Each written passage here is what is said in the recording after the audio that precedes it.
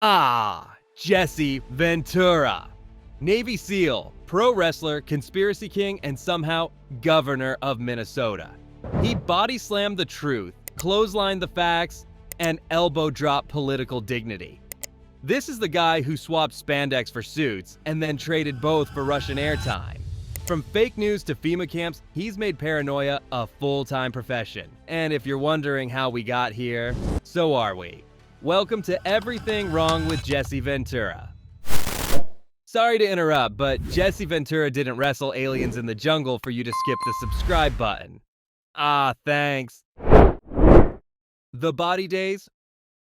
Imagine a wrestler so loud, so flamboyant, and so allergic to humility that even the ring had to tap out. Ladies and gentlemen, meet Jesse the Body Ventura.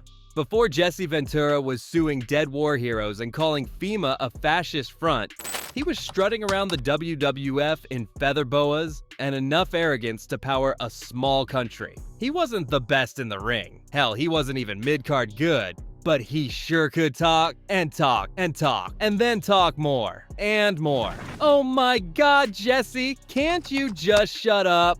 Anyway, Ventura's gift wasn't grappling, it was grandstanding. He made more noise on the mic than in a headlock and somehow convinced the world that glitter and growling equals charisma. He played the cocky villain to perfection, probably because he wasn't playing. His persona was arrogant, self-obsessed narcissist, and shocker, it stuck. A blood clot forced him to retire early from active wrestling, but don't worry. He just pivoted to commentary, where he continued yelling opinions like a conspiracy theorist trapped in a cage match. Fans either loved him or wanted to hit mute. But Jesse, he thought he was changing the sport. Really, he just made sure that if wrestling was fake, the ego behind it was 100% real. Seal of confusion? Let's kick things off with Jesse Ventura's biggest identity crisis. No, not the one where he switches from governor to TV host to conspiracy kingpin. We're talking about his very public claim that he was a Navy SEAL, when he actually served in the UDT, or underwater demolition teams. Now, to us civilians, that might sound like splitting military hairs, but to actual SEALs? That's like saying you won an Olympic gold medal because you own a pair of running shoes. Yes, Ventura completed UDT training and served honorably during the Vietnam era, but he left the military before the UDTs were officially merged into the SEALs. So when he started publicly referring to himself as a Navy SEAL, veterans lit up the internet like it was the 4th of July. SEALs called him out. Military forums went full DEFCON 1. Jesse naturally stood by his claim like a wrestler refusing to tap out. And the irony? Ventura constantly demands respect for veterans, which, fair enough, but then muddies the waters about his own record like a guy photoshopping himself into war photos. His defense? That they all trained the same and it was basically the same thing. That's like saying you're a doctor because you watched Grey's Anatomy. So here's to Jesse Ventura. Maybe not a full SEAL, but definitely fully committed to being the loudest voice in any room, even if the facts don't quite salute him back. Putin's favorite ex-wrestler? When you think of cutting-edge American political commentary, obviously the first place you look is Russia Today, or ART, the state-funded Russian propaganda outlet. That's where Jesse Ventura decided to host his show, The World According to Jesse, starting in 2017, because nothing screams freedom fighter like cashing checks from a network that answers directly to the Kremlin.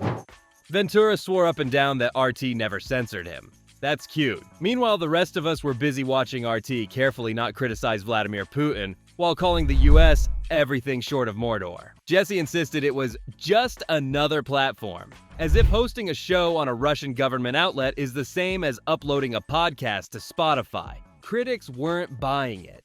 The Navy Times, veterans groups, and even casual fans of not aiding foreign propaganda called him out for lending his credibility, what's left of it, to a regime that literally invades neighboring countries. But Jesse? He doubled down. He said it was all about freedom of speech, which sounds noble until you realize he's exercising that freedom on a channel that jails journalists back home. This is the guy who sued the TSA for invading his rights, but happily partners with a media arm of a government that poisons dissenters. The irony is so thick you'd need a flamethrower to cut through it. Ventura might believe he's telling the truth, but let's be honest, he's doing it on Putin's stage, with Putin's mic, and likely Putin's approval. Funeral or campaign rally? Yes. The 2002 Paul Wellstone Memorial, otherwise known as Jesse's Big Walkout. The event was meant to honor the tragic death of Senator Paul Wellstone, his wife, daughter, and staffers in a plane crash. But instead of quietly grieving, Ventura turned the service into a political mic drop by storming out like a moody teen who just got grounded. Why? Because he claimed the memorial had turned into a political rally. And while he wasn't wrong, it was unusually political. The optics? Absolutely catastrophic. Ventura was Minnesota's sitting governor at the time, and rather than ride the wave of unity and mourning, he walked out, took the high horse, and rode it straight into public backlash. Minnesotans weren't thrilled. Imagine someone leaving your family member's funeral mid-speech and yelling, "This is too emotional." That's the vibe Jesse gave. Even conservative politicians stayed put out of respect. Jesse, he bailed, then went on TV to scold everyone. In true Ventura fashion, he turned the whole thing into the Jesse Show, insisting it was all about principles, not politics. But to voters and grieving citizens, it looked more like petty grandstanding. Walking out of a memorial is bold, sure, but also tone-deaf, ungracious, and exactly the kind of thing you'd expect from a man who thinks dignity is something you only need in wrestling storylines. Religion, more like, you're all idiots. In 1999, Jesse Ventura did what any seasoned public figure with zero filter would do, gave an interview to Playboy. And not just any interview. This one came with a side of flaming hot takes. When asked about organized religion, Ventura delivered a quote that still echoes in the halls of, did he really just say that? He called it a sham and a crutch for weak-minded people who need strength in numbers. Ah, yes, the kind of inclusive, unifying language you want from a sitting governor. Now, Ventura probably thought he was being edgy or rebellious or maybe just really honest. But what he actually did was alienate a solid chunk of the electorate. Church groups, religious leaders, and even his own voters went nuclear. I mean, insulting millions of people in one sentence? That's efficiency.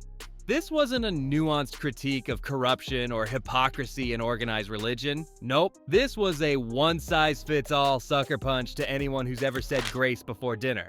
To make matters worse, he never really walked it back.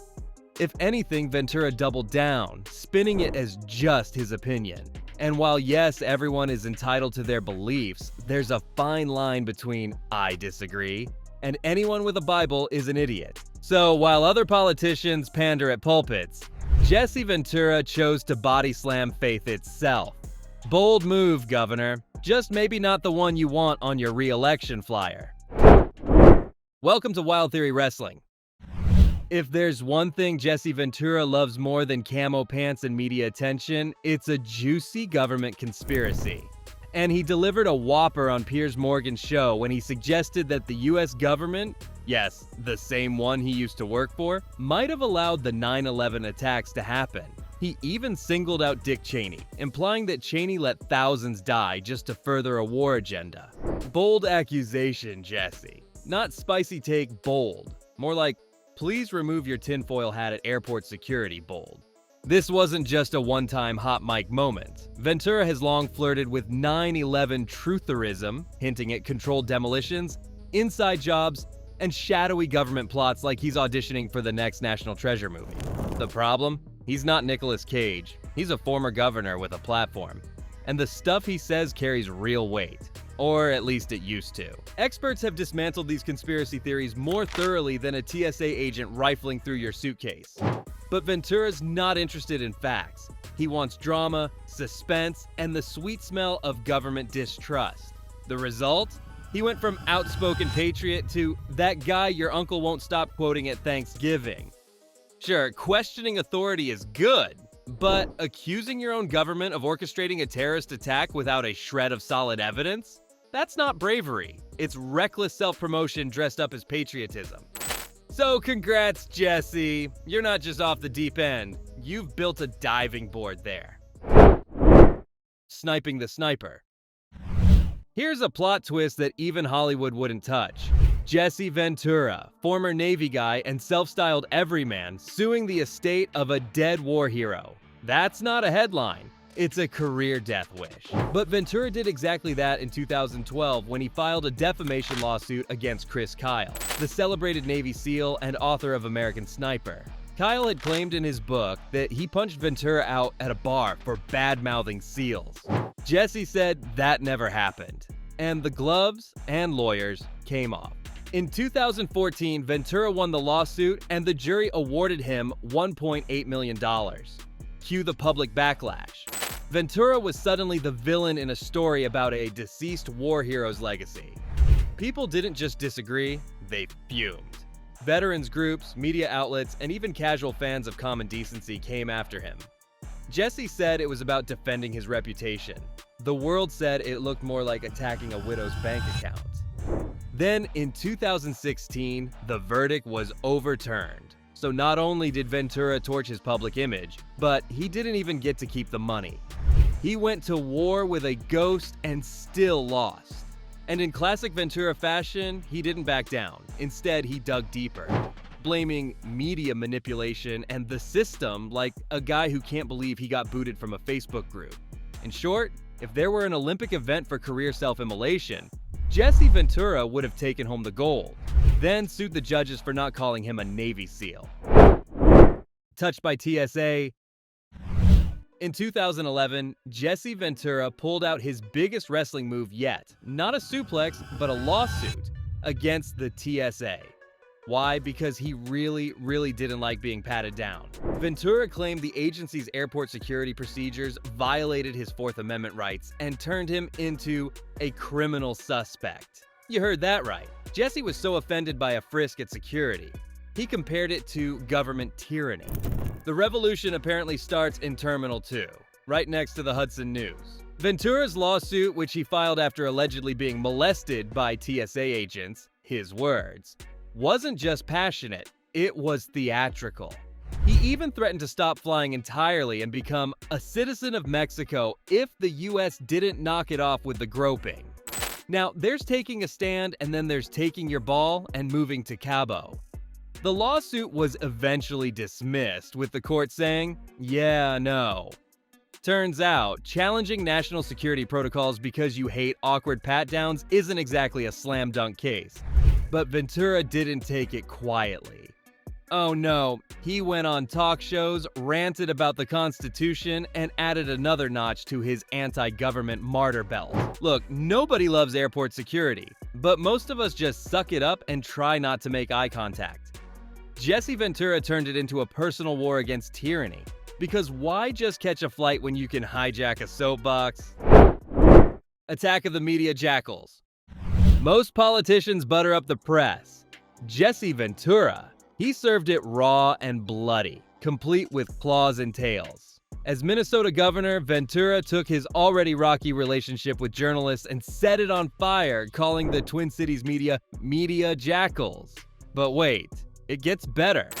He didn't just insult them, he literally handed out official media jackal press passes. Nothing says functioning democracy like branding your local journalist with wildlife slurs and laminated insult cards.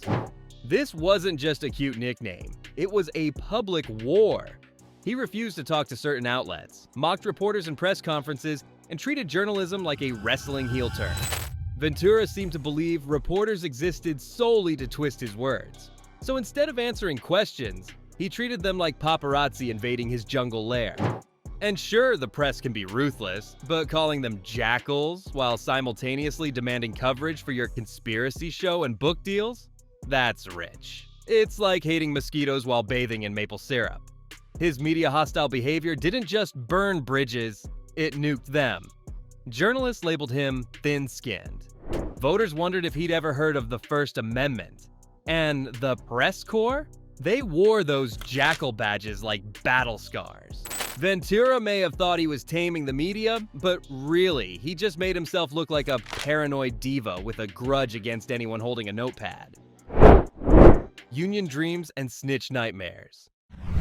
Back in the golden mullet era of the 1980s, Jesse Ventura tried to do something noble: unionize the WWF. Wrestlers were breaking their backs, literally. And Jesse figured, hey, maybe they deserve health benefits and job security.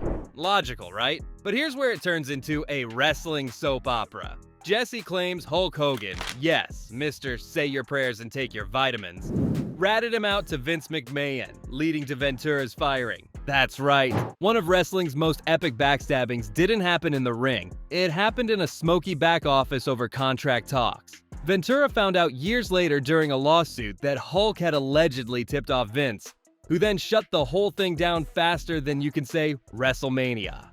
And Jesse, he never forgave him. For years, he's dragged Hulk Hogan's name through the mud like it's part of his cardio routine. Now, while trying to unionize was admirable, the way Ventura handled the aftermath, less so. Instead of organizing from the outside or moving on, he chose the long path of grudges, lawsuits, and bitter interviews. Because nothing says working class hero like turning a labor movement into a personal revenge tour. So whether or not Hogan was the snitch, Ventura's never missed a chance to retell this story. Over and over and over. At this point, it's less labor rights legend and more bar fight monologue from a guy who peaked in '87. Conspiracy theory cancel culture. In 2009, Jesse Ventura dove headfirst into tinfoil territory with conspiracy theory, his true TV series that made ancient aliens look like a PBS documentary. The show tackled topics like FEMA death camps, reptilian overlords, basically, and the dangers of airport scanners. But after 3 seasons, the network said nope and pulled the plug. Ventura, of course, blamed the man. Specifically, he claimed the show was canceled because an episode about TSA body scanners was too dangerous to air. According to Jesse, shadowy government forces, or corporate sponsors with shady connections, pressured True TV to silence him. Because clearly the biggest threat to national security is an ex-wrestler with a camera crew. The episode in question alleged that radiation from airport scanners could cause cancer and that big corporations were cashing in on fear.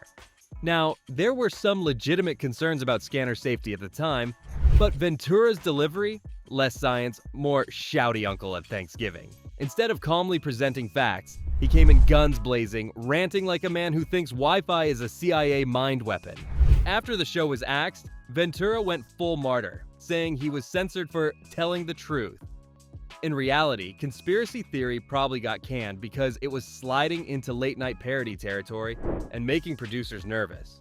But in Jesse's mind, it was another epic battle in his war against the shadow government. To everyone else, it was just another episode of Jesse Ventura versus reality, and once again, reality won. FEMA camps and full paranoia.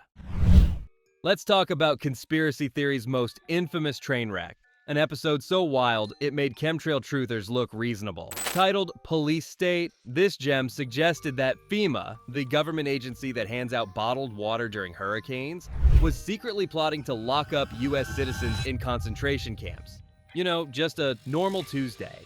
Ventura rolled up to empty buildings, fences, and government stockpiles, breathlessly announcing that martial law was right around the corner. The episode implied that FEMA's disaster preparedness was actually cover for mass internment plans. It even featured ominous music and secret map locations like a low-budget X-Files episode with none of the charm and twice the paranoia. Enter Congressman Steve Cohen, who watched this circus and publicly called the episode dangerous and irresponsible. And he wasn't wrong. Suggesting the government is planning mass imprisonment based on sketchy footage of warehouses isn't journalism. It's fear-mongering cosplay. Of course, Ventura didn't back down. He defended the episode like it was a Pulitzer-worthy exposé, claiming Americans deserve the truth. What they actually got? An hour of shaky camera work, speculative narration, and enough logical leaps to qualify as Olympic sport. So if you've ever looked at FEMA workers handing out blankets and thought, clearly these guys are the secret police, congratulations, you've been Ventura'd. The manhunting governor. During his time as Minnesota's governor, Jesse Ventura had many moments that made people cringe, but few reached the jaw-dropping absurdity of when he told the Star Tribune, and I quote, "You haven't hunted until you've hunted man." "Sir, this is a Wendy's."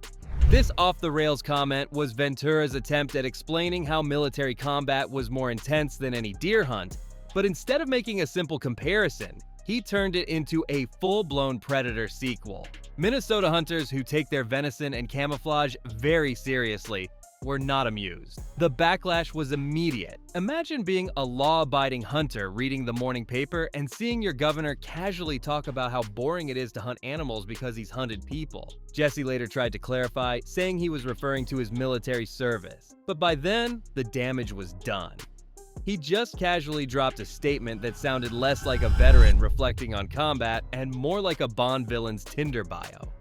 It didn't help that Ventura always had a way of delivering things like he's narrating a prison yard fight. Loud, proud, and lacking filters. So congratulations to Governor Ventura, the first state leader to unintentionally insult every camouflage-wearing Minnesotan by making deer season sound like kindergarten recess. If leadership is about uniting people, Jesse definitely tried. He just did it by making everyone agree he was nuts. The Garrison Grudge.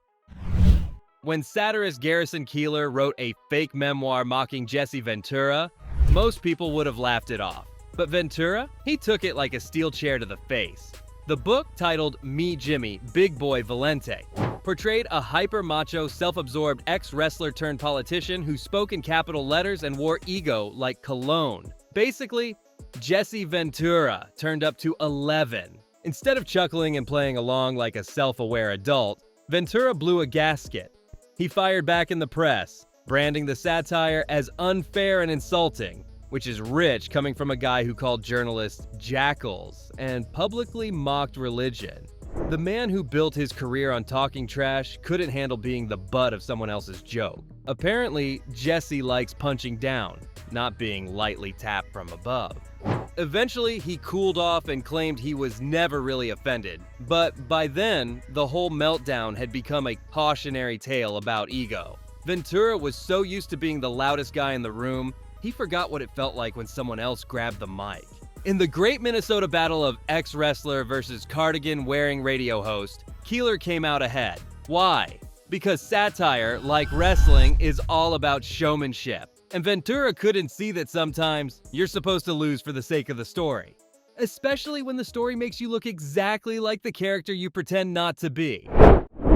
Ventura's WWE lawsuit drama. Because suplexing Vince McMahon in court is a power move. Let's rewind to 1991 when Jesse Ventura decided to channel his inner courtroom Hulk Hogan and drop a legal elbow on the WWF. Because apparently, a mic and headset weren't enough for him to feel powerful. Ventura sued Vince McMahon and the WWF over unpaid royalties from video sales that featured his color commentary. And by color commentary, we mean yelling through a feather boa while comparing body slams to Cold War diplomacy. The lawsuit wasn't just petty showbiz whining. It was an actual legal win. The court awarded Ventura a cool $800,000 in royalties, which in wrestling money is about 4 million folding chairs and a lifetime supply of Slim Jims. But of course, victory came at a price. Suing your billionaire ex-boss doesn't exactly leave the door open for future WrestleMania invites. Ventura's lawsuit effectively body-slammed any chance of a long-term gig with the WWF WWE. Souring his relationship with Vince, "I faked my own death for ratings" McMahon. For years, Ventura was exiled from the ring, not because he couldn't wrestle, but because he dared to mess with the sacred business model of pay them with fame, not checks. And while some hailed it as a bold move for workers' rights, others saw it as Ventura being Ventura, never missing an opportunity to turn a microphone into a Molotov cocktail. In classic fashion, he stood by the decision with a smug grin that said, "I told you so," even if no one asked. The lawsuit cemented his legacy as the guy who'd suplex a corporation if it meant getting what he felt he deserved. Because when you're Jesse Ventura, you don't just fight in the ring, you fight in courtrooms, with body oil, sunglasses, and legal briefs. Trump, more like Charles Manson light. Remember when Jesse Ventura went full boomerang on Donald Trump? First, he sort of endorsed him, then he kind of regretted it. Then he compared him to Charles freaking Manson. That's like endorsing a salad. then calling it poison after one crouton. Ventura once hinted that his own outsider victory in 1998 inspired Trump's White House run. In a moment of cosmic self-awareness, he called Trump's campaign a knockoff of his own. Because clearly America needed another egomaniac who dabbled in entertainment, conspiracy theories, and anti-establishment rants. Jesse basically looked at Trump and said, "I walked so you could gallop into chaos, my orange son." But let's not forget that Ventura, a man who sued over airport pat-downs and compared the US to a fascist regime, thought Trump was too extreme. That's like Ozzy Osbourne telling you to tone it down. Jesse later said Trump reminded him of Charles Manson, because subtlety is for cowards. So yes, Jesse tried to dance around Trumpism like a cat avoiding water, all while patting himself on the back for inventing the celebrity candidate model. The takeaway? Jesse Ventura somehow found a way to be too radical for Trumpers, too Trumpy for moderates, and too Jesse Ventura for everyone else. Third party, first to bail. The Reform Party, Jesse Ventura's political springboard, and, ironically, the dumpster fire he helped light on the way out. In 2000, barely 2 years after he rode a wave of disillusionment into the Minnesota governor's mansion, Ventura turned around and called his own party hopelessly dysfunctional. Which, let's be real, is kinda like Frankenstein saying his monster's a bit emotionally unstable. But Jesse didn't just leave the Reform Party, he torched it on the way out, claiming infighting and extreme elements had corrupted it.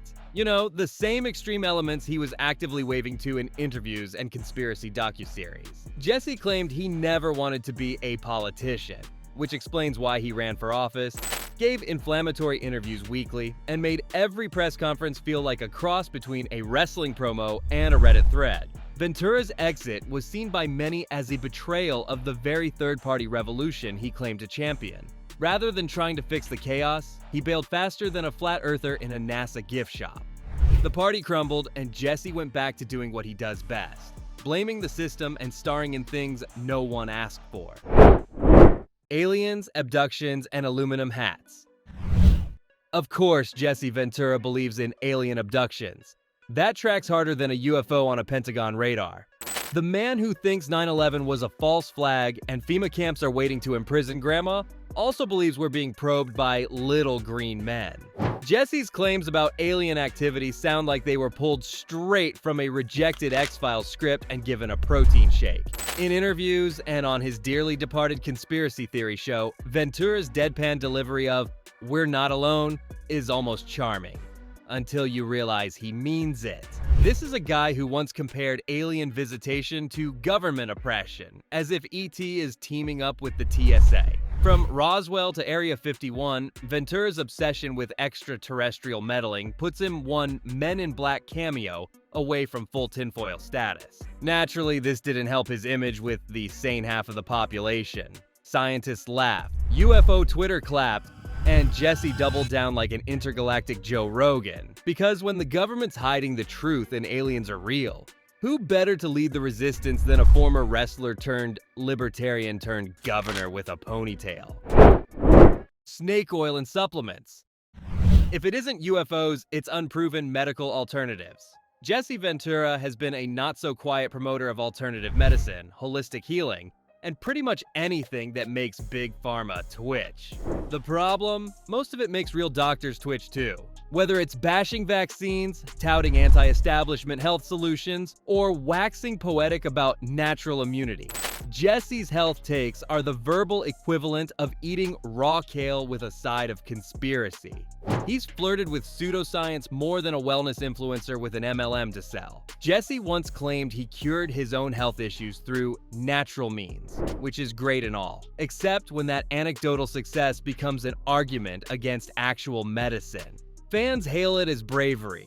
Doctors call it exactly why we have public health crises. It's one thing to question corporate greed in the medical industry, it's another to pitch quackery to an audience already suspicious of experts. Jesse walks that tightrope with the grace of a wrestler in cowboy boots. Slippery, loud, and eventually falling into a vat of goop. And there you have it.